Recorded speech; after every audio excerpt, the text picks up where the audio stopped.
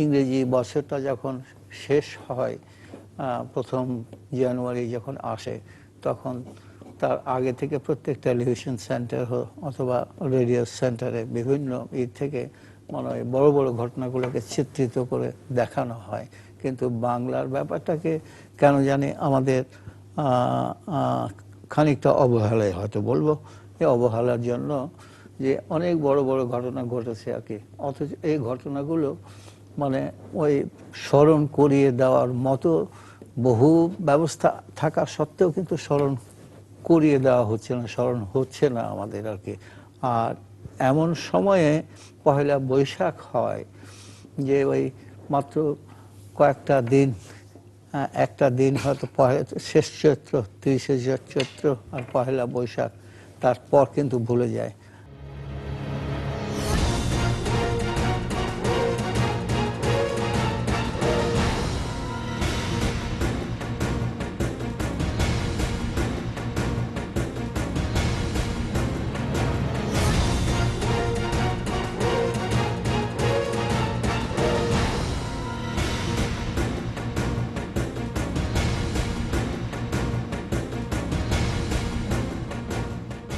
বাংলাদেশ এবং বাংলাদেশের বাইরে পৃথিবীর বিভিন্ন প্রান্তে যে যেখান থেকে চ্যানেল আই দেখছেন, আপনাদের সকলকে সাদর আমন্ত্রণ তৃতীয় মাত্রা দেখবার জন্য। প্রিয় দর্শক, গোটা বিশ্ব এক চরম অনিশ্চয়তা এবং অস্থিরতার মধ্যে আছে। কোভিড-19 সেখানটাতে মুখ্য ভূমিকা পালন করছে এবং এত অনিশ্চয়তা, এত অস্থিরতা, এত উদ্বেগ, এত উৎকণ্ঠা পৃথিবী আর এর আগে কখনো অন্তত 100 বছরের মধ্যে দেখেনি। এবং স্বাস্থ্য ঝুঁকি, মৃত্যু ঝুঁকির সঙ্গে তৈরি হচ্ছে নানা রকমের অর্থনৈতিক, সামাজিক, রাজনৈতিক নানান ঝুঁকি। এবং বলাই হচ্ছে এটি হচ্ছে নিউ নর্মাল বা নতুন স্বাভাবিক ব্যবস্থা। এবং তার সঙ্গে একথা বলা হচ্ছে যে নতুন এক বিশ্ব ব্যবস্থায় বা নিউ ওয়ার্ল্ড অর্ডারে প্রবেশ করেছে পৃথিবী, যেখান থেকে পেছনে ফেরত যাওয়া যাবে না, যাওয়া হবে না কখনই। অনেক কিছুই আমূল বদলে যাবে। যদি আমরা দেখছি আসলে বলা হচ্ছে বটে, কিন্তু অনেক কিছুই বদলাচ্ছে না। মানুষের চরিত্রের, মানুষের লোভ, হিংসা, এগুলো কিন্তু কমছে না। আমরা এরই মধ্যে দেখছি এই চরম অনিশ্চয়তার মধ্যে যখন প্রতিটি মানুষের মৃত্যু ঝুঁকি নিয়ে বসবাস করছেন, তারই মধ্যে নানা রকমের উত্তেজনা বিভিন্ন দেশের মধ্যে। আমরা 2 কোরিয়ার মধ্যে সেই উত্তেজনা দেখতে পাচ্ছি, আমাদের প্রতিবেশীদের মধ্যে সেই উত্তেজনা দেখতে পাচ্ছি, ভারত এবং চীনের মধ্যে, নেপালও তার মধ্যে খানিকটা অংশীদার। বাংলাদেশও এর বাইরে নয়। বাংলাদেশেও নানা রকমের অনিশ্চয়তা, অস্থিরতা রয়েছে। কোভিড-19কে আমরা ঠিকঠাক মতো মোকাবেলা করতে পারছি কিনা সেটি নিয়ে নানা রকমের প্রশ্ন আছে। এবং এই মহামারীর কালেই, এই দুর্যোগ কালেই নানা রকমের দুর্নীতি, যেগুলো মানুষকে নানাভাবে আহত করেছে, সেই সব খবরাখবরও সংবাদ মাধ্যমে প্রধান হতে শুরু করেছে। এবং অব্যবস্থাপনার একটা বড় উদাহরণ আসলে তৈরি হচ্ছে এই সময়টাতে। এবং বলাই হচ্ছে যে স্বাস্থ্য খাতকে নিয়ে আমরা গর্ব করতাম, সেই স্বাস্থ্য খাতের যে কী পরিমাণ নৈরাজ্য এবং এর যে করুণ অবস্থা, সেই চিত্র কিন্তু এই কোভিড-19 উন্মোচিত করে দিয়েছে। এবং এই কোভিড-19 কালে করোনায় এবং করোনার নানা উপসর্গ নিয়ে আমরা বহু মানুষকে হারিয়েছি। অনেক মানুষ এখনও মৃত্যুর সঙ্গে লড়াই করছেন। এবং যাদেরকে হারিয়েছি তাদের মধ্যে অনেক বিশিষ্টজনরাও রয়েছেন, যারা আমাদের এই জাতি গঠনে নানা সময় নানা গুরুত্বপূর্ণ ভূমিকা পালন করেছেন, আমাদের বিভিন্ন ক্ষেত্রে অত্যন্ত গুরুত্বপূর্ণ ভূমিকা পালন করেছেন। এদের মধ্যে চিকিৎসকও রয়েছেন। সব মিলিয়ে এইসব পরিস্থিতি নিয়ে কথা বলবার জন্য আমাদের সঙ্গে ঢাকার উত্তরার বাসা থেকে যুক্ত হচ্ছেন আন্তর্জাতিক সম্পর্কের বিশ্লেষক, বিশেষজ্ঞ, রাষ্ট্রবিজ্ঞানী, দীর্ঘদিন জাহাঙ্গীরনগর বিশ্ববিদ্যালয়ে আন্তর্জাতিক সম্পর্ক বিভাগে শিক্ষকতা করেছেন প্রফেসর ডক্টর তারেক শামসুর রহমান। এবং আমাদের সঙ্গে ঢাকার মিরপুরের ডিওএসএসের বাসা থেকে যুক্ত হচ্ছেন লিডারশিপ স্টাডিজ ফাউন্ডেশনের চেয়ারম্যান ডক্টর সিনহা আহমেদ সাঈদ। স্বাগত আপনাদের দুজনকে স্টুডিওতে। আপনারা দুজনেই আপনাদের একাডেমিক ব্যাকগ্রাউন্ড অনুযায়ী রাষ্ট্রবিজ্ঞানের ছাত্র। প্রফেসর তারেক শামসুর রহমান পরে আন্তর্জাতিক সম্পর্ক এবং আন্তর্জাতিক সম্পর্কের শিক্ষক, গবেষক। আমরা সম্প্রতি হারালাম দেশের অত্যন্ত প্রখ্যাত রাষ্ট্রবিজ্ঞানী, ঢাকা বিশ্ববিদ্যালয়ের উপাচার্য ছিলেন অধ্যাপক এমাজউদ্দিন আহমেদ। তাকেও আমরা একটু স্মরণ করতে চাই। এবং সেই সঙ্গে এই প্রশ্নটাও আমি আপনাদের সামনে আজকে রাখতে চাই যে রাজনৈতিক ব্যবস্থার মধ্য দিয়ে আমরা যাচ্ছি এবং কোভিড-19 আমাদেরকে যে যা কিছু দেখাচ্ছে, তাতে করে আসলে কি রাষ্ট্রবিজ্ঞানের কোনো তত্ত্ব প্রয়োগ করা যাচ্ছে কিনা, মানে এগুলো দিয়ে কোনো ব্যাখ্যা বিশ্লেষণ দাঁড় করানো যায় কিনা, যে আমরা আসলে কোথায় দাঁড়িয়ে আছি, কোথায় যাচ্ছি? প্রফেসর তারেক শামসুর রহমান। জি, ধন্যবাদ আপনাকে। প্রথমেই আমি আমার সরাসরি শিক্ষক অধ্যাপক এমাজউদ্দিন আহমেদ স্যারকে আমার সশ্রদ্ধ সালাম এবং তার প্রতি আমার বিনম্র শ্রদ্ধা। আমি তার সরাসরি ছাত্র ছিলাম, এটা আমার সৌভাগ্য। এবং আমি যখন জার্মানিতে পিএইচডি করি তখন তিনি হাইডেলবার্গে ছিলেন, এবং বলতে আমার দ্বিধা নেই যে তিনি আমাকে এনকারেজ করেছিলেন যে তুমি বাংলাদেশে তুমি ফিরে এসো। এবং আমি মূলত তার আগ্রহেই আমি বাংলাদেশে ফিরে এসেছিলাম এবং শিক্ষকতাকে বেছে নিয়েছিলাম। নতুবা হয়তো আজকে আমি মার্কিন যুক্তরাষ্ট্রে অথবা আমি জার্মানিতে আমি থাকতাম। আমার জার্মানিতে থাকার সুযোগ ছিল, আমি সেখানে থাকতে পারতাম, আমি একটা রিসার্চ প্রতিষ্ঠানে কাজ করতাম আমার পিএইচডি করার পর। কিন্তু শুধুমাত্র শিক্ষকতায় যাব এবং তাকে এক ধরনের আদর্শ হিসাবে বেছে নিয়ে আমি বাংলাদেশে ফিরে এসেছিলাম। এটা আমার দুর্ভাগ্য যে আমি ঢাকা বিশ্ববিদ্যালয়ের ছাত্র হয়েও ঢাকা বিশ্ববিদ্যালয়ের শিক্ষক হতে পারিনি, কিন্তু তাতে আমার কোনো দুঃখবোধ নেই।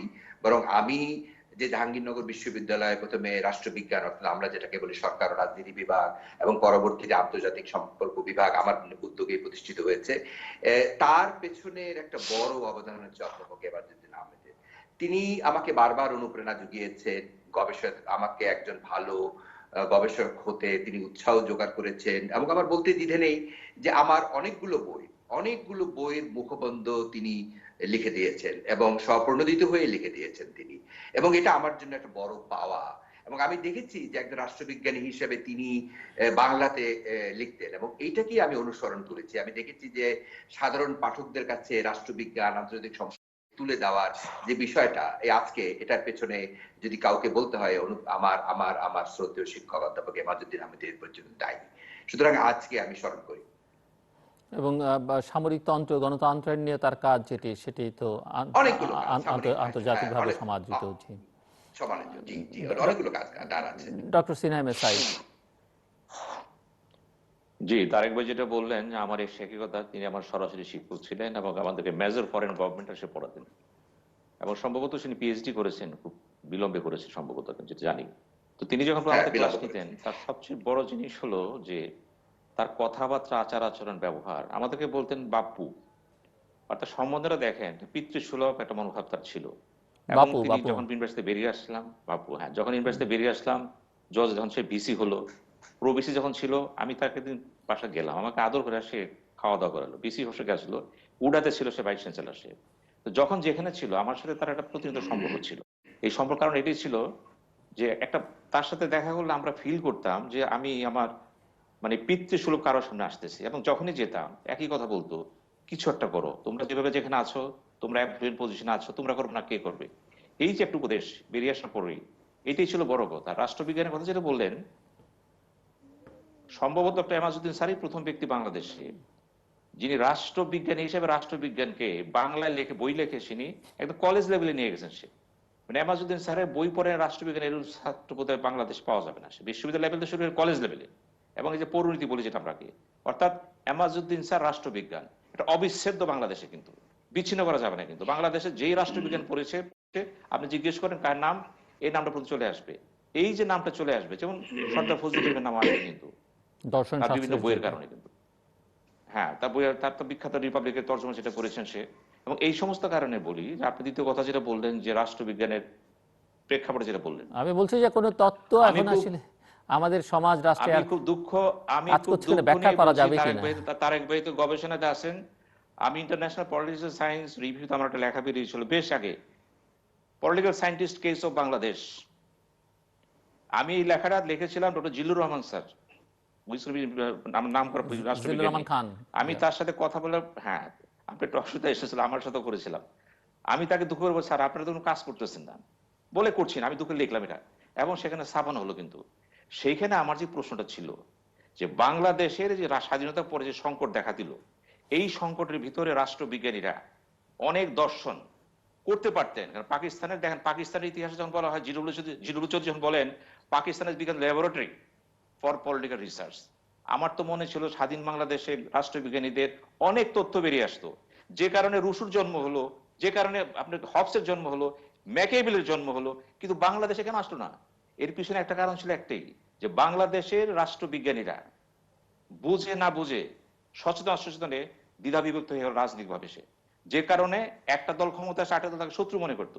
এমাজউদ্দিন স্যারের কথা বলেন না কেন, এত বড় বিজ্ঞ পণ্ডিত, এত বড় দার্শনিক, সবার শ্রদ্ধেয় ব্যক্তি, সেই ব্যক্তির জীবনের শেষ দিকে সে আত্মসম্মানবোধ ছিল, কিন্তু সম্মানটা রাষ্ট্রের কাছে পান নাই। কিন্তু কেন পান নাই? রাষ্ট্রবিজ্ঞানী হয়েও পান নাই। কিন্তু এই একটাই কারণ ছিল, বহুদা বিভক্ত দ্বিধা বিভক্ত সমাজে যখন এই অবস্থাটা হয়, রাষ্ট্রবিজ্ঞানের যন্ত্রণা বেড়ে যায়। কিন্তু তা আমি এখন সেই আমাজুদ্দিন স্যারের ধরে বলবো, তারেক ভাই যেহেতু এখনো টিচিং প্রফেশন আছেন, আমি আপনাকে অনুরোধ করব, অন্তত এত সংকটের ভিতরে 111-এর পরে কিন্তু থিওরি আসা ছিল, আসে নাই। যুদ্ধের পরে আসে নাই, কিন্তু থিওরি আসে নাই। কিন্তু বই দেখতেছি, অন্যের কথা বলে লাভ নাই তো। এখানে কেন আপনাদের, এখানে কেন ম্যাকিয়াভেলি আসবে না? কেন হবসের জন্ম হবে না? হতে হবে। এখানে এটা হবে না কেন? এটা আমাদের দৈন্যতা। আমি তারেক ভাইকে বলবো, আপনার সেই মেধা, দক্ষতা, যোগ্যতা আছে, আপনি অনেক বই লিখেছেন, আপনার সম্পর্কে সম্পূর্ণ ওয়াকিবহাল। আমি রিকোয়েস্ট করবো আপনাকে, বাংলাদেশের বিদ্যমান পরিস্থিতির আলোকে অন্তত আপনার সার্বিক চিন্তাতে একটি গবেষণা করে, একটি থিওরি আবিষ্কার করে, সেটাই হবে রাষ্ট্রবিজ্ঞানের সবচেয়ে বড় সম্পদ। যদি আমাজুদ্দিন স্যারকে পছন্দ করি আমরা, তার ছাত্র হিসাবে এটি করেন। ধন্যবাদ। প্রফেসর তারেক শামসুল রহমান, আপনি শুনছিলেন। আমি যেটি প্রশ্ন করছিলাম যে রাষ্ট্রবিজ্ঞানী হিসেবে কোনো ব্যাখ্যা আসলে দাঁড় করানো যাবে কিনা যে আমরা আসলে কিসের মধ্যে আছি, কোথায় যাচ্ছি? জি, অত্যন্ত সিনহা অত্যন্ত গুরুত্বপূর্ণ কতগুলো কথা বলেছেন, এবং আপনি যে প্রশ্নটার অবতারণা করলেন, এই প্রশ্নটা এখন সারা বিশ্বের আন্তর্জাতিক সম্পর্কের বিশেষজ্ঞরা এবং রাষ্ট্রবিজ্ঞানীরা এই প্রশ্নটাই এখন করছেন। আমি মূলত এই বিষয়টা নিয়ে এখন কাজ করছি, এবং আশা করছি হয়তো আগামী এই বছরের মধ্যে আমার একটা বই আসবে। সেটি হচ্ছে যে করোনা ভাইরাস, জৈব অস্ত্র এবং বিশ্ব রাজনীতি। আমি এটার উপর কাজ করতে যেয়ে আমি দেখেছি যে 21 শতকে হোল বিশ্ব ব্যবস্থায় একটা পরিবর্তন আসছে, এবং এই পরিবর্তনের কতগুলো ধারা আমরা ইতিমধ্যে স্পষ্ট হয়ে উঠছে। যেমন একটা ধারা বলাই যায় যে ডি গ্লোবালাইজেশন, আমরা এটাকে বাংলা অনুবাদ যদি করি বিশ্বায়ন আমরা বলতে পারি। অর্থাৎ বিশ্বায়ন বিংশ শতাব্দীর শেষের দিকে 80-এর দশকে, 90-এর দশকে যে আবেদন সৃষ্টি করেছিল, সেই আবেদনটির এখন ফুরিয়ে গেছে। অর্থাৎ দেখা গেল যে গ্লোবালাইজেশনের কারণে বিশ্বে কর্পোরেট হাউসগুলোর কর্তৃত্ব বেড়েছে, দারিদ্রতা বেড়েছে, এবং কিছু রাষ্ট্র এটা থেকে ফায়দা নিচ্ছে। ফলে এই গ্লোবালাইজেশনের এপিলটা এখন আর নেই। ফলে এখন বলা হচ্ছে ডিগ্লোবালাইজেশন, বিশ্বায়ন। অর্থাৎ গ্লোবালাইজেশন থেকে বেরিয়ে যে নতুন একটি বিশ্ব ব্যবস্থার জন্ম হচ্ছে। এখন এটা খুব আর্লি স্টেজ যে আমরা কি ধরনের বিশ্ব ব্যবস্থা আমরা এখন সামনে আমরা দেখব। কতগুলো জিনিস খুব স্পষ্ট। একটা জিনিস তো আমরা বলছি যে স্নায়ুযুদ্ধ 2, অর্থাৎ স্নায়ুযুদ্ধ 2 এর একটা প্রবণতা আমরা লক্ষ্য করছি। আপনি নিশ্চয়ই জানেন, আপনি রাষ্ট্রবিজ্ঞানে ছাত্র ছিলেন, যে গ্লোবাল কোল্ড ওয়ার স্নায়ুযুদ্ধ শেষ হয়ে গেল, সোভিয়েত ইউনিয়ন ভেঙে গেল, সমাজতন্ত্রের পতন ঘটলো। এরপরে দীর্ঘ সময় নিয়েছে মার্কিন একক কর্তৃত্বকে চ্যালেঞ্জ করা। সেই মার্কিন একক কর্তৃত্বের প্রবণতাটা এখন ভাঙছে। চীন সামনে চলে এসছে। চীন এখন তার প্রযুক্তি, তার অর্থ, তার মেধা দিয়ে বিশ্বে একটা নতুন শক্তি হিসাবে আবির্ভূত হয়েছে। এখন এটাকেও আবার একটা অনেকে প্রশ্ন এসছে, এই যে করোনা ভাইরাসের কথা আমরা বলছি, এটা কি আসলে কি একটা ল্যাবে তৈরি একটা জীবাণু? আসলে কি চীন থেকে এটা ছড়ানো হয়েছে? এগুলো সব হাইপোথেটিক্যালি প্রশ্ন। আমি এটা নিয়ে খুব কাজ করছি এবং গবেষণা করছি। আমার বিবেচনায় উহান থেকে সেই একদম ল্যাটিন আমেরিকা পর্যন্ত একই সময়, কাছাকাছি সময় এই ভাইরাসটা যদি মানুষ ক্যারি করতো, ল্যাব থেকে যদি ছড়িয়ে যেত, এত দূরে যেতে পারতো না। ফলে এটা একটা নতুন ধরনের ভাইরাস। এই ভাইরাসকে মার্কিন যুক্তরাষ্ট্রের যে ক্ষমতা বলয় সেটা ভেঙে দিয়েছে। এটা প্রমাণিত হয়েছে যে বিশ্বের 1 নম্বর অর্থনৈতিক শক্তি মার্কিন যুক্তরাষ্ট্র, কিন্তু তার মানুষের যে ন্যূনতম চাহিদা, অর্থাৎ হেলথ সেক্টরটা যে কত দুর্বল, এটা প্রমাণিত হলো এই করোনা ভাইরাসের কারণে। ফলে একটা নতুন বিশ্ব ব্যবস্থা আসছে। এই বিশ্ব ব্যবস্থার ধরনটা কি হবে, এটা কোন দিকে যাবে, এবং কিভাবে এটা আমাদের নতুন সমাজকে প্রভাবিত করবে, এটার জন্য আমাদের আরো প্রফেসর তারেক শামসুল রহমান, আমি জাস্ট একটা ছোট্ট প্রশ্ন করতে চাই আপনার কথা সূত্র ধরে। ধরা যাক মার্কিন যুক্তরাষ্ট্রে যদি এখন ডোনাল্ড ট্রাম্প প্রেসিডেন্ট না থাকতেন, তাহলে কি সিনারিওটা একটু অন্যরকম হতো বা অনেকটা অন্যরকম হতো? এটাও একটা হাইপোথেটিক্যাল প্রশ্ন, এর জবাব দেয়া যাবে না এই মুহূর্তে। তবে এটা সত্য যে ডোনাল্ড ট্রাম্প যেভাবে প্রশাসন পরিচালনা করছেন, এটা সেভাবে মানুষের ন্যূনতম যে চাহিদা সেই চাহিদা পূরণ করতে পারছে না। অর্থাৎ সেখানে আপনাকে শুধু একটা এক্সাম্পল দেই, মার্কিন যুক্তরাষ্ট্র এই যে আফগানিস্তান এবং ইরাকে ব্রাউন ইউনিভার্সিটির রিপোর্ট অনুযায়ী $6 ট্রিলিয়ন তারা খরচ করছে, $6 ট্রিলিয়ন। অথচ সেখানে হাসপাতালে মাস্ক নেই, হাসপাতালে আপনার পিপিই নেই, হাসপাতালে অক্সিজেন সিলিন্ডার নেই, নিউ ইয়র্কের ঘটনা যদি আমরা বলি। ফলে তার অর্থটা কি? অর্থটা হচ্ছে মার্কিন যুক্তরাষ্ট্র অর্থ সমরাস্ত্রে যুদ্ধে ব্যবহার করেছে, কিন্তু হেলথ সেক্টরটা অবজ্ঞা করেছে। আমি আপনাকে পরিসংখ্যান দিয়ে দেখিয়ে দিতে পারবো, যেটা আমার বইতে আসবে, যে কি পরিমাণ মানুষ এখন মার্কিন যুক্তরাষ্ট্রে কোনো হেলথ সেক্টরে তাদের না, হেলথ সেবা নাই। ফলে এই যে এটা ভেঙে যাচ্ছে, নতুন একটা বিশ্ব ব্যবস্থা আসছে। এখন সঙ্গত কারণে একটা প্রশ্ন উঠবে, নভেম্বরের নির্বাচন, এই নির্বাচনে জো বাইডেন যদি ফিরে আসতে পারে তাহলে কি অবস্থাটা কি হবে? এটার জন্য আমাদের আরো কিছুদিন অপেক্ষা করতে হবে। জি, ডক্টর সিনাম সাইদ। দেখুন, আমি তারেক ভাইয়ের লাইন ধরে কথাটা বলছি যে বিশ্ব পরিস্থিতি যেদিকে যাচ্ছে, মূল কথাটা আসে, করোনা ভাইরাস একটা ঘটনা ঘটছে, এটা হয়ে যাবে। তারেক ভাই কিন্তু কর্পোরেট পলিটিক্সের কথা বলেছেন। সবচেয়ে বড় কথাটা হলো পৃথিবীর চরিত্রটা কি হচ্ছে এখানে। রাষ্ট্রবিজ্ঞানের আলোকে, আন্তর্জাতিক রাজনীতির আলোকে পৃথিবীতে এখন যে জিনিসটা ডাইমেনশনে বেরিয়ে আসছে, এটা হলো de facto one party state with corporatocracy and টোটালিটারিয়ানিজম।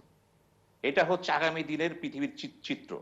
অর্থাৎ প্রত্যেকটি দেশে, বিশেষ করে তৃতীয় বিশ্বে যারা রাজনীতি করছেন, দলগুলোর অবস্থা এরকম হয়েছে, তাদের চিন্তা চেতনার ক্ষেত্রে মূল দলের সাথে কোনো পার্থক্য নেই।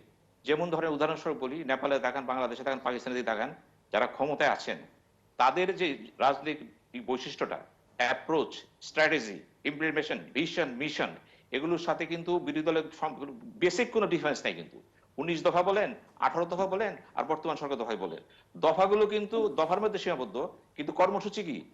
যিনি চেয়ারে বসেছেন তিনি কিন্তু একইভাবে দেশ চালিয়েছেন, তিনি গণতন্ত্র চিন্তা করেন নাই। যিনি চেয়ারে বসেছেন তিনি চিন্তা করেছেন তার কথা, যার ভিতর দিয়ে বর্তমানে যে সমস্যার সৃষ্টি হলো, এখন দলীয় ভাবে দেশে, প্রত্যেকটা দেশে দেখা যাচ্ছে একটি সরকার, অর্থাৎ একটি দল, de facto one party political system হয়ে গেছে। এর অর্থ কারণ কি? অপোজিশন কথা বলতে পারছে না, কারণ মেসেজটা কি? তারা অর্গানাইজ করতে পারতেছে না, মেসেজটা কি? মেসেজ নেই, কারণ যিনি ক্ষমতায় আছেন তিনি ছলে বলে কৌশলে যে কোনো প্রক্রিয়া হোক তিনি তাকে আত্মস্থ করেছেন। যে কারণে পলিটিক্স যখন হয়ে যায় পলিট্রিক্স, পলিটিক্স হয়ে গেছে পলিট্রিক্স, আর পলিটিক্স যখন হয়ে যায় লিডারশিপ, তখন হয়ে যায় ক্যাপিটালাইজেশন। আর যখন পলিটিক্স পলিট্রিক্স ক্যাপিটালাইজেশন হয়ে যায়, সেখানে তারা ডেভেলপ করে পলিটিক্যাল ওয়াশিং মেশিন। কেন এটা আসে? যখন রাজনীতির ভিতরে দুর্নীতি, অযোগ্যতা, অদক্ষতা চরমে দেখা দিবে, তখন ক্ষমতা যারা থাকবেন তারা অনেকটা হবে কি রাজহাঁস। দেখবেন রাজহাঁস যখন পানিতে থাকে ওটা শুধু ঝাপটা দিয়ে সব ফালাই দেয়। এই যে রাজহাঁস চরিত্র, রাজহাঁস চরিত্র যে রাজনীতি, আজকে আপনি আমার সাথে আছেন সব ঠিক, কালকে আপনি দুর্নীতি করছেন, আমি চিনি না আপনাকে, আপনি চিনি না, এই চিনি না, আবার চিনি না শুধু তাই না, আমি আপনাকে চিনি কিন্তু আসলে আপনি কিন্তু আমার দূরের লোক না, আপনাকে আমি এমনভাবে ওয়াশ করবো যে আপনাকে আমি পুত পবিত্র করে ফেলবো। এই যে চরিত্র রাজনীতির, politics, capitalizership and political washing machine, এই তিনটা রাজনীতি ঢুকে গেছে। কিন্তু এই ঢুকার কারণে কি বুদ্ধিজীবী, কি সুশীল সমাজ, কি অর্থনীতি, কি সংস্কৃতি, কি ব্যবসা, প্রত্যেকটা ক্ষেত্রে তছনছ। এর সাথে জড়াইছে কি কর্পোরেটোক্রেসি, অর্থাৎ বড় বড় হাউসগুলো। তৃতীয় বিশ্বে তো সেভাবে হাউস নেই, যে হাউসগুলো আসছে, বাংলাদেশ চিত্র দেখেন কেন, বাংলাদেশে যে সমস্ত বড় ব্যবসায়ীরা আছে যারা 100 কোটি টাকার উপরে মনে করেন, তাদের চরিত্রটা কি? তারা কিন্তু ব্যাংকে লোন নিচ্ছেন, ব্যবসা করতেছেন, সরকারকে ট্যাক্স ফাঁকি দিচ্ছেন, কিন্তু তারা কিন্তু সরকার সুবিধা নিচ্ছেন, তারা কিন্তু জাতীয় পর্যায়ে জাতীয় বুর্জোয়া সৃষ্টি হয়নি। এই যে জাতীয় বুর্জোয়া সৃষ্টি হলো না, এই জিজ্ঞাসাটা রাষ্ট্রবিজ্ঞানীদের বের করতে হবে। কেন বাংলাদেশে 47 বছর বয়সের পর জাতীয় বুর্জোয়া সৃষ্টি হলো না? এই কথা বলতে বাংলাদেশ অর্থনীতি সমিতিকে বলতে হবে, কিন্তু তারা বলছেন না। তো এই না বলার কারণে কি হয়েছে? একটা ভাটা দেখা দিয়েছে। এর ভিতর দিয়ে সবচেয়ে খারাপ কথা কোনটা? রাষ্ট্র আইন করতেছে, এই আইন সেই আইন, সে আইনটা কেন? আইনটা হচ্ছে তার নিজেকে সুসংহত করার জন্য। এইটা কি বলা হচ্ছে ইমার্শন। আমেরিকার বিখ্যাত ফিলোসোফার, তারা জানেন এটা, এবং পণ্ডিত কবিও সে, তিনি কিন্তু এই টোটালিটারিজম কিন্তু নতুন ব্যাখ্যা দিয়েছেন তিনি। নট আমেরিকা, এটা কিন্তু সোশ্যাল সিস্টেমে না, কিন্তু এই তিনটা কনসেপ্ট একাইসা, এই তিনটা কনসেপ্টে চিন্তা করতে হবে যে আগামীতে রাজনীতি দল, রাষ্ট্র এই কনসেপ্টের ভিতরে ঢুকে গেছে, কিন্তু আমাদেরকে বেরিয়ে আসতে হবে। এখানে কিভাবে আসবো? যেমন ধরেন বাংলাদেশ সাম্প্রতিক ঘটনা তাকান, আমি আপনার এখানে লিখেছি, বিভিন্ন পত্রিকায় বেড়েছে, সেটা হলো আমার লেখাটা ছিল কি, যে পলিটিকো বিউরোক্রেটিক আর্চিপিটাল। অর্থাৎ আমাদের রাজনীতি এখন দেখা যাচ্ছে আমলা এবং রাজনীতিবিদদের একটা সুন্দর হ্যাপি ম্যারেজ হয়েছে। এই ম্যারেজের ভিতর দিয়া আমলার আগে আছে কিন্তু। অর্থাৎ রাষ্ট্র মনে করতেছে, ক্ষমতাসীনরা মনে করতেছে যে আমার ক্ষমতার বেজ হচ্ছে এখন আমলা, সামরিক আমলা, বেসামরিক আমলা এবং বিভিন্ন বাহিনী। আমি রাজনীতির উপর নির্ভর কম করব, আমার দলের উপর নির্ভর কম করব। এই যে দল দেখতে সরে যাচ্ছেন, রাজনীতিকে দল বিশেষ নয়, দলের নেতারা বসে গেছেন ঘরে, করোনা ভাইরাস আছে ঠিকই, আজকে কোনো এমপি নাই, কোনো মন্ত্রী নাই, কোনো জেলা বোর্ডের চেয়ারম্যান নেই, কমিশনার জানে না কখন কোথায় কি হবে, লকডাউন হবে। এই যে বিশৃঙ্খল পরিবেশ, এটাই নতুন, এটাও একটা দিগন্ত কিন্তু তারেক ভাই, এটাও কিন্তু একটা নতুন ডাইমেনশন যে রাজনীতি দেখা যাচ্ছে আমলাদের সামনে আনা হচ্ছে, কিন্তু রাজনীতিতে বলছি রাজনীতি ঢুকে দেওয়া হচ্ছে। এই যে প্রবণতাটা, এই প্রবণতাটা নিয়েও কিন্তু একটা মতবাদ আসতে পারে, চিন্তার খোরাক আছে কিন্তু আমাদের এখানে। আমি সিনহার বক্তব্যকে একটু তাত্ত্বিক বিশ্লেষণ থেকে আমি এটা দেখাতে চাই। সেটা হচ্ছে যে আমরা এটাকে বলছি পপুলিজম। অর্থাৎ আপনি দেখবেন 21 শতকের এই যে করোনা ভাইরাসকে কেন্দ্র করে নতুন এক ধরনের উত্থান ঘটেছে, দক্ষিণপন্থী উত্থান ঘটেছে। যেমন আমরা কয়েকটা এক্সাম্পল দিলে আমাদের বুঝতে সহজ হবে। যেমন একটা এক্সাম্পল আমাদের সামনেই আছে, অতি সাম্প্রতিককালে পোল্যান্ডে নির্বাচনটা হয়ে গেল, সেখানে একটা দক্ষিণপন্থী উত্থান ঘটেছে। আমরা ব্রাজিলের এক্সাম্পল দেখাতে পারি, অর্থাৎ ব্রাজিলে একটা দক্ষিণপন্থী উত্থান ঘটেছে। পুতিনের কথা আমরা বলতে পারি, পুতিন এক ক্ষমতাটাকে, রাশিয়াতে ক্ষমতাটাকে করায়ত্ত করেছে। এটাকে অনেক, এই করোনা ভাইরাসকে কেন্দ্র করে পৃথিবীর বেশ কিছু দেশে একটা দক্ষিণপন্থী প্রবণতা ডেভেলপ করেছে। তারা যেভাবেই হোক ক্ষমতাটাকে তারা নিজের কাছে রাখতে চায়। আপনি আমাদের পার্শ্ববর্তী দক্ষিণ পূর্ব এশিয়ার দেশ কম্বোডিয়ার কথা আমরা বলতে পারি। ফলে এই যে একটা নতুন ধরনের প্রবণতা, ক্ষমতাটাকে ধরে রাখা, এবং এইটাকে করোনা ভাইরাসকে কেন্দ্র করে যে সংকটের জন্ম হয়েছে, এই সংকটটাকে পুঁজি করে আপনার একটা দক্ষিণপন্থী উত্থান, ক্ষমতাটাকে ধরে রাখা, এটাকে সামনে নিয়ে এসছে। ফলে এই যে নতুন বিশ্ব ব্যবস্থার কথা আমরা যেটা বলছি, এই বিশ্ব ব্যবস্থায় দক্ষিণপন্থী প্রবণতাটা বাড়বে, ডেমোক্রেসি ডিক্লাইন করবে, মানুষের যে সনাতন ডেমোক্রেসির প্রতি মানুষের যে প্রত্যাশা, ডেমোক্রেসির মাধ্যমে মানুষের যে রিপ্রেজেন্টেশন, প্রতিনিধিত্ব হচ্ছে, সেটা ভেঙে যাচ্ছে। এই প্রবণতাটা থাকবে। তবে এখানে একটা প্রশ্ন আছে যে এই যে প্রবণতাটা শুরু হলো করোনা ভাইরাসকে সামনে রেখে, এই প্রবণতাটা কতদিন পর্যন্ত চলবে, এটা কতদিন পর্যন্ত এটাকে স্ট্যান্ড করে। আমার বিবেচনায় এখানেও আবার একটা প্রতিবন্ধকতা তৈরি হবে। এখানে এক ধরনের একটা হোল বিশ্বে এক ধরনের মানে এর বিক্ষোভ আমরা লক্ষ্য করব। ফলে এই যে হোল করোনা ভাইরাসকে সামনে রেখে হোল বিশ্বে একটা ওলটপালট হচ্ছে, এবং রাষ্ট্রবিজ্ঞানীরা, আন্তর্জাতিক সম্পর্কের বিশ্লেষকরাও একটা বোঝার চেষ্টা করছেন ট্রেনটা আসলে কোন দিকে যাচ্ছে, ট্রেনটা আসলে কি হবে আলটিমেটলি। এটা কি শুধুমাত্র পুঁজির সাথে কি দ্বন্দ্বটা এখানেই, নাকি এর মধ্যে থেকে সাধারণ মানুষের যে রিপ্রেজেন্টেশন সেটা প্রতিফলিত হবে? এটা একটু আর্লি স্টেজ এই মুহূর্তে বলা। তবে বাস্তবতা হচ্ছে যে মার্কিন যুক্তরাষ্ট্র বিশ্বের 1 নাম্বার যে শক্তি, অর্থনৈতিক, সামাজিক এবং আর্থিক, এই প্রবণতাটা এখন ভাঙছে। মার্কিন যুক্তরাষ্ট্র এখন আর বিশ্বে কর্তৃত্ব করতে পারবে না। এখন এই প্রবণতাটাকে কেন্দ্র করে চীনের জন্য একটা সুযোগ তৈরি হয়েছে বিশ্বে এক ধরনের লিডারশিপ দেওয়া। এখন চীন এটাকে কিভাবে দেবে? চীন কি আদৌ তার যে সনাতন একদলীয় শাসন, সেই একদলীয় শাসন কি চাপিয়ে দেবে কিনা? চীনের ভূমিকা আফ্রিকাতে প্রশ্ন এসছে, চীনের ভূমিকা বিভিন্ন দেশে প্রশ্ন এসছে, তাদের যে ওয়ান বেল্ট ওয়ান রোড, এটা নিয়ে প্রশ্ন এসছে। ফলে সামনের দিনগুলো আমাদের জন্য অত্যন্ত গুরুত্বপূর্ণ। এবং একটা গুরুত্বপূর্ণ বিষয় যেটা পরোক্ষভাবে সিনহা বলার চেষ্টা করলেন, সেটা হচ্ছে যে এই যে নিউ ওয়ার্ল্ড অর্ডারে বাংলাদেশের মতো একটা দেশ, ছোট দেশ, আমি বলবো অর্থনৈতিকভাবে খুব বড় দেশ না, তারা কিভাবে সার্ভাইভ করবে, কিভাবে বাংলাদেশ তার নিজের অবস্থানটাকে ধরে রাখতে পারবে। আমাদের কাছে স্পষ্ট যে চীনের সাথে ভারতের যে একটা গালোয়াতে যে কনফ্লিক্টটা তৈরি হলো, এই কনফ্লিক্টটা কিন্তু থেমে থাকবে না। এটা কিন্তু এখন চলে যাবে ভারত মহাসাগরে। আপনি লক্ষ্য করে দেখবেন যে ভারত মহাসাগরে জাপান, অস্ট্রেলিয়া, মার্কিন যুক্তরাষ্ট্র এবং ভারত যে কোয়াড তৈরি করেছে, চতুর্দলীয় যে জোট তৈরি করেছে, এই জোট এখন সামনে আসছে। এই জোট একটা মিলিটারি জোট, এই জোটটাকে সামনে আনছে এবং সামনে এসে চীনের বিরুদ্ধে একটা কাউন্টার ব্যালেন্স তৈরি করার চেষ্টা করছে। আমরা আন্তর্জাতিক সম্পর্কের ছাত্ররা বলি কোট আনকোট কন্টেইনমেন্ট থিওরি, অর্থাৎ কন্টেইন করা। সোভিয়েত ইউনিয়নের ক্ষেত্রে কন্টেইন করেছিল মার্কিন যুক্তরাষ্ট্র। সোভিয়েত ইউনিয়ন কন্টেইন করে দ্বিতীয় বিশ্বযুদ্ধের পর, যাতে করে সোভিয়েত ইউনিয়নের ক্ষমতা না থাকে, ক্ষমতা সম্প্রসারিত হতে না পারে তার শক্তি, একসময় সোভিয়েত ইউনিয়ন ভেঙে গেছে।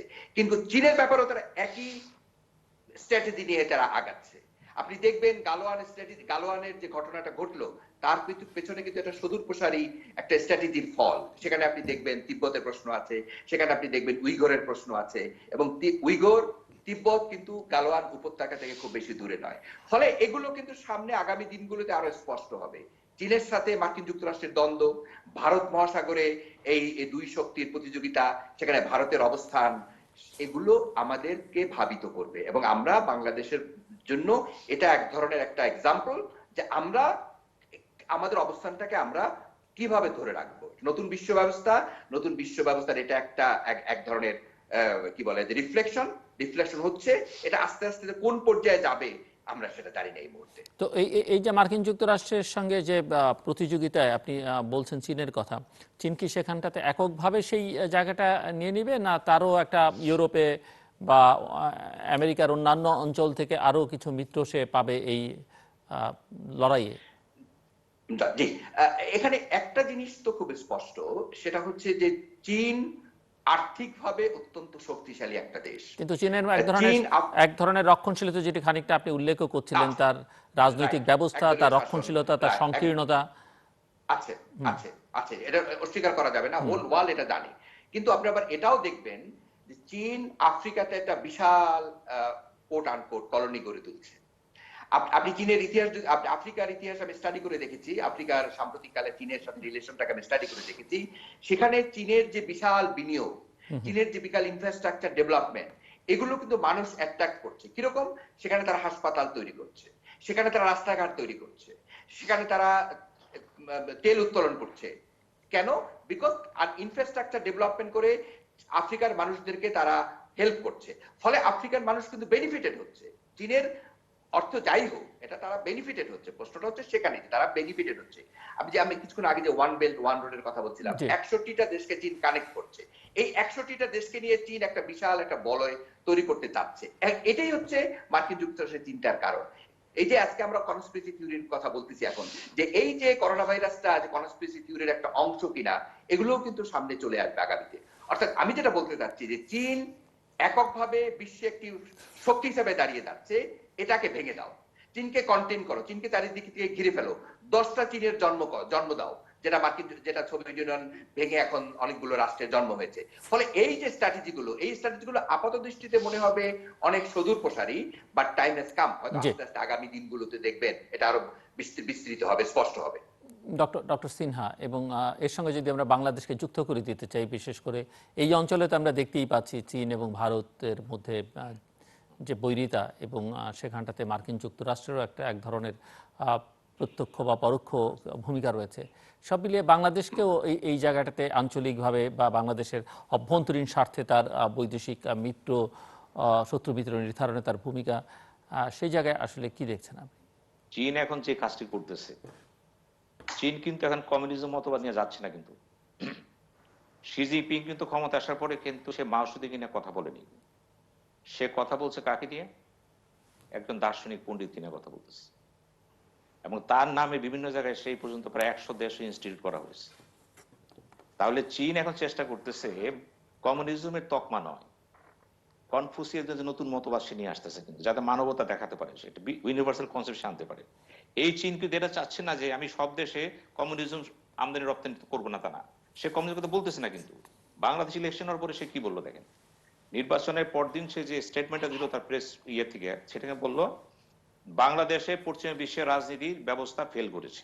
অর্থাৎ তিনি কিন্তু প্রকারান্তে এটা বলেননি যে বাংলাদেশে কমিউনিজম আসবে, তা না। অর্থাৎ চীন অত্যন্ত দূরদর্শী সম্পন্ন একটা জাতি, এবং তারা আমি বলবো যে চীনের সাথে যদি এখন আমেরিকা যদি পাল্লা দিতে চায়, তাকে চিন্তা করতে হবে 5000 বছর ইতিহাস সম্পন্ন জাতি। কিন্তু আপনার বয়স মাত্র 200 বছর, আপনি শিশু, তার কাছে অর্থ এসে গেছে। কিন্তু পৃথিবীতে সে এখন বড় বড় কোম্পানি কিনে ফেলাইছে, ওয়ার্ল্ডে সে গোল্ড খনি কিনতেছে সে। অর্থাৎ তার অর্থ রিজার্ভ এত বেশি, এবং সে বিআরআই করে ফেলেছে বিভিন্ন জায়গায়। সে ডলারের বিপরীতে সে কি মানে তা, এমনকি সে ডলারের বিপরীতে সে ব্যবসা শুরু করে দিচ্ছে। অর্থাৎ তার টার্গেটটা হচ্ছে ওয়ার্ল্ড ব্যাংক, IFM এবং নিজস্ব ব্যবস্থা। এই চীন কিন্তু সেই কমিউনিজম মাওসে থেকে চীন না, কিন্তু এটা দ্যাং শিয়াং চীন থেকে আগায় গেছে কিন্তু এটা। কাজে আমাদের চিন্তা করতে হবে যে এই চীনের মতবাদটা কিন্তু আগের মতো নয়। এখন চীনকে ঘিরে ফেলাইবেন, চিন্তা করতে হবে গর্বাচককে সৃষ্টি করেছিল আমেরিকা, 10টা রাষ্ট্র, এত সোজা হবে না কিন্তু। এটা চীনকে দেওয়া সম্ভব হবে না। আপনি জোট করতেছেন, জোট করে কিছু আসে যায় না কিন্তু। অনেক জোট তো করেছেন। এই দক্ষিণ পূর্ব এশিয়াতে সামিটটা যে হলো আসিয়ানের, স্টেটমেন্ট আনতে পারছিলেন? আনতে পারেননি। চীন কিন্তু অতীতের অভিজ্ঞতা নিয়ে তার কাজ করতেছে। এই সমস্ত জায়গায় ভারত চীন যে সম্পর্কটা এখন দাঁড়াইছে, দেখেন এই যে সংকটটা তো ছিল, সংকটটা স্মিত হয়ে গেল। চিন্তা করে দেখেন তো, এই ক্ষেত্রে আমি বলবো ভারত চীন সম্পর্কের যে একটা উত্থান হয়েছে, আবার যেটা ভালো হলো, 3টি লোকের কথা আসেন, 5টা ব্যক্তির নাম চলে আসবে কিন্তু এখানে ভারতে। নরেন্দ্র মোদী, অমিত শাহ, তাদের ডিফেন্স মিনিস্টার, এবং অজিত দোভাল, যাকে দায়িত্ব দেওয়া হলো চীনের সাথে আলোচনা করার জন্য। দক্ষতা, যোগ্যতা, তার ইন্টেলিজেন্স দিয়ে প্রমাণ করলেন যে তিনি একজন অভিজ্ঞ লোক, এবং ওইখানে যে কি করলেন, তিনি কামিয়ে বলেন। কিন্তু ভারত কিন্তু একটা জিনিস ভালো করতে পারতেছে, সেটা হলো তার একটা টিম আছে। কিন্তু একটা টিম দরকার রাষ্ট্র চালাতে হলে, আমি একা সবকিছু না। এখন মনে করেন ভারত চীনের সমস্যাটা কি, ভারতের সাথে তিব্বতের দালাই লামা সেখানে অবস্থান করতেছে। একসময় দালাই লামা বলেছিল, সরকার গঠন করেছিল, প্রবাসী সরকার, আমরাও করেছিলাম, আমরা স্বাধীন হয়ে গেলাম। পরে এখন তারা বললাম আমরা অটোনমি চাই। কিন্তু এখানে কিন্তু দালাই লামা কিন্তু কোনোভাবেই ভারতের জন্য ভালো ইঙ্গিত বহন করে নাই। এটা তার মাইনাস পয়েন্ট। এটা বাংলাদেশের মতো হয়নি, কিন্তু এই রয়ে গেছে সেটা। আবার দেখেন চীনের সাথে যে মৌলিক বিরোধ ভারতের, বর্ডারের বিরোধ যেটা আছে, ওদিকে ধরেন ম্যাকমোহন তারা মানে নেই, তারা জনসন লাইন মানে নেই, তারা ম্যাকডোনাল্ড, তারা ম্যাকার্টি লাইনের কথা বলতেছে, এবং আজকে যে আকসাই চীনের কথা বলতেছেন, গোলান হাইট কথা বলতেছেন, উগুরের কথা বলতেছেন।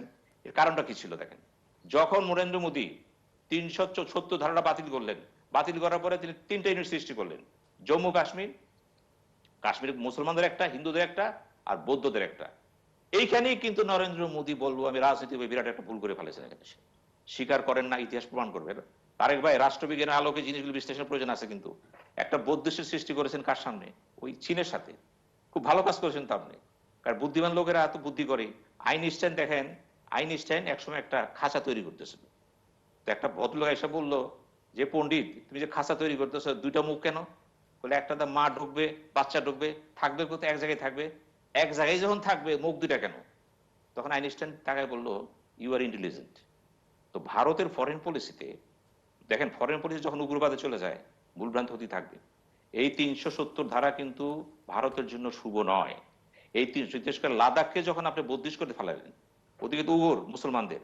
এখন আমেরিকা যত চিৎকার করুক না কেন, মানববিরোধী বলুক না কেন, আমেরিকা তো ভালো না। আমি চীনকে ভালো বলবো না তো।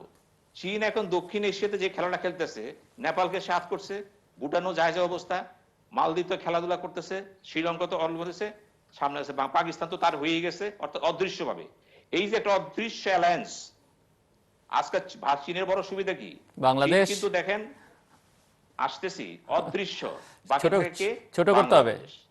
বাংলাদেশ বলা হচ্ছে এই অঞ্চলে বাংলাদেশ একমাত্র দেশ যা দাবি করলো রোল মডেল সম্পর্কের, সম্পর্কের রোল মডেল বাংলাদেশ ভারত। কিন্তু ভারত থেকে বাংলাদেশ কি পেয়েছে? স্ট্রেট প্রশ্ন। আমাদের প্রধানমন্ত্রী নিজেই বলছেন, এত দিলাম আর কত দেব। যখন প্রধানমন্ত্রী বলে আর কত দেব, বিশ্লেষকরা কি বলবে? আজকে ভারতের বুদ্ধিজীবীরা বলে, দাদা এত দিয়েছি, কথা বলতে লজ্জা লাগে। অবস্থা কি দাঁড়ালো? তাহলে দেখা যাচ্ছে বাংলাদেশের অভ্যন্তরে খুব কিন্তু রয়ে গেছে। একসময় বলা হতো Indophobic Bangladesh at the mass level, indefinite Bangladesh at the government level, এটা ছিল। আবার বলা হতো geography tells us to be with India, history tells us to be away from India. এই যে মতবাদগুলো ছিল এক সময়, সামনে চলে আসতেছে কিন্তু। কারণ ভারত তার রাজনীতি দর্শন, তার ইন্টেলিজেন্স নেটওয়ার্ক, তার ফরেন পলিসি, তার ডিফেন্স পলিসি, সব বিশেষ করে শিল্পায়নের ক্ষেত্রে, উত্তর ভারত পূর্ব ভারতে তার সুবিধার ক্ষেত্রে, প্রত্যেকটা ক্ষেত্রে সে বাংলাদেশের সাথে সে অবন্ধুত্ব সুলভ ব্যবহার করে আচার করেছে।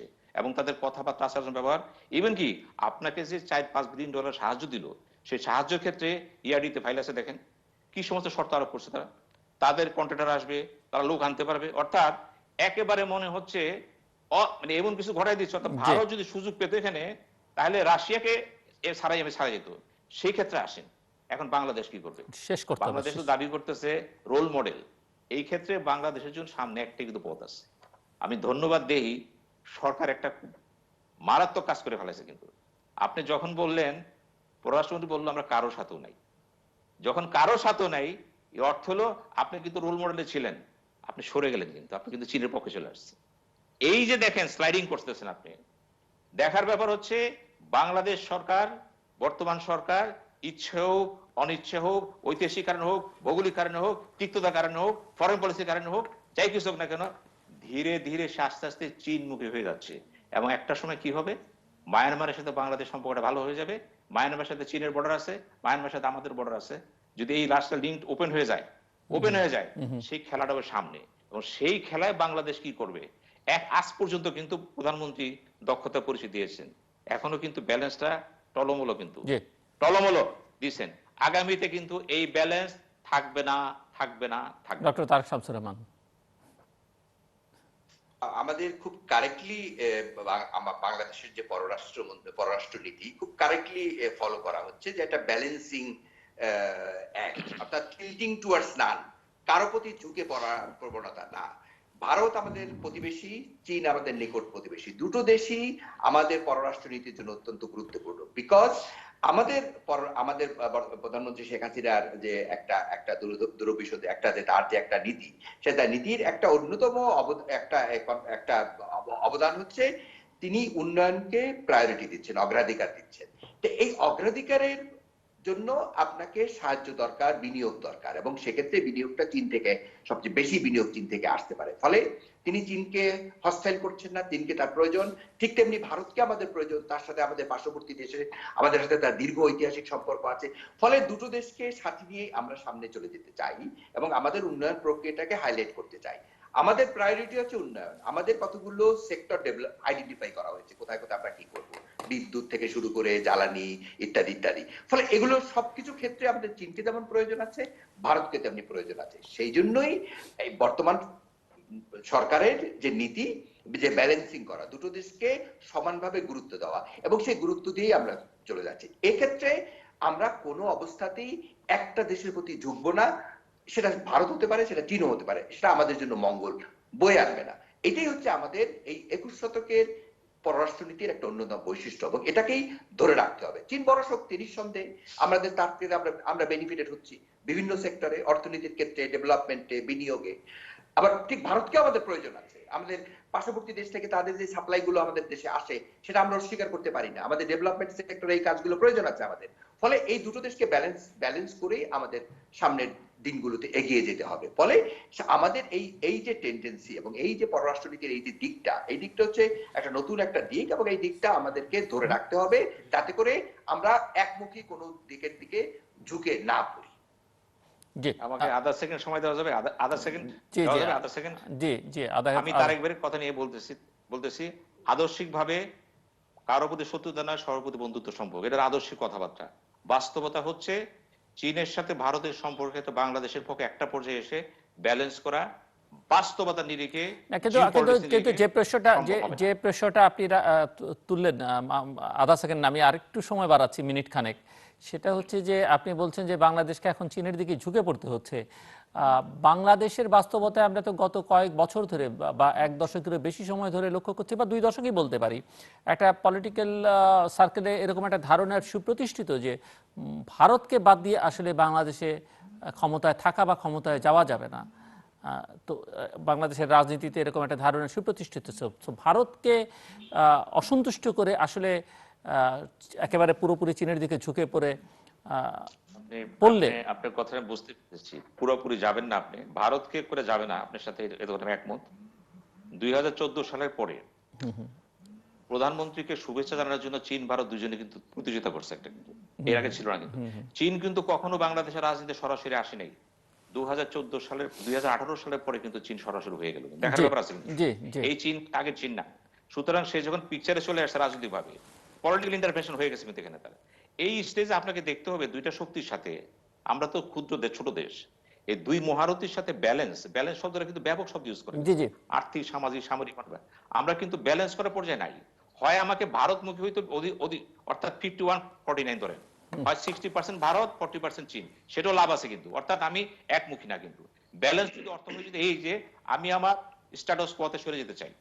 ব্যালেন্স ডাজ নট মিন যে আমি দুজনের সাথে জি ইকুইলিব্রিয়াম সৃষ্টি করতে পারবো।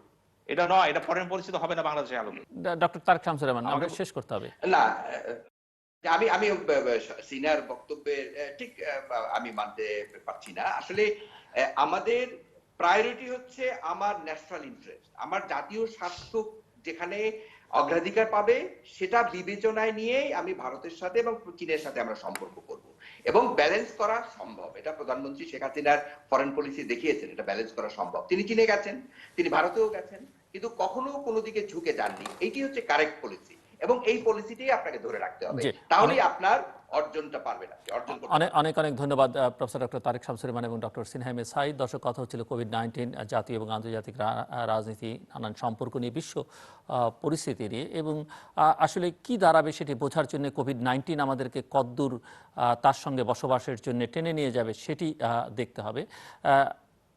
অনেক কিছু নির্ভর করবে আগামী নভেম্বরে যুক্তরাষ্ট্রের যে নির্বাচন আছে সেই নির্বাচনের ফলাফলের উপরে অনেকটা নির্ভর করবে, এবং এই যে আমাদের প্রতিবেশীদের সঙ্গে সম্পর্ক, তার ভারসাম্য রক্ষা করা, বা যেটি আলোচনার মধ্যে এসে সরকারগুলো অনেক বেশি কর্তৃত্বপরায়ণ উঠবে, সরকারগুলো কর্তৃত্বপরায়ণ হইবে না আরও জনসম্পৃক্ত হবে, সেটি বোঝার জন্য বোধহয় বেশ খানিকটা সময় অপেক্ষা করতে হবে। কথা ঠিক যে অথরিটেরিয়ানের এক ধরনের প্রবণতা আমরা লক্ষ্য করতে পাচ্ছি সরকারগুলোর মধ্যে, তারা সব কিছু নিজেরা করবার চেষ্টা করছেন, এককভাবে করছেন, চাপিয়ে দেওয়ার চেষ্টা করছেন, কিন্তু বাস্তবতা হচ্ছে যে কোভিড-19-এর শক্তি এখন পর্যন্ত এতটাই দৃশ্যমান এবং সে এতটাই শক্তিশালী যে এই কর্তৃত্ববাদী মনোভাব আসলে কতক্ষণ পর্যন্ত শাসক গোষ্ঠী বজায় দেশে দেশে ধরে রাখতে পারবেন সেটি কিন্তু একটা বড় বিষয়, কারণ তাদের রিসোর্সের ব্যাপার আছে, তাদের মানসিক শক্তির ব্যাপার আছে, তাদের জনসম্পৃক্ততার বিষয় আছে।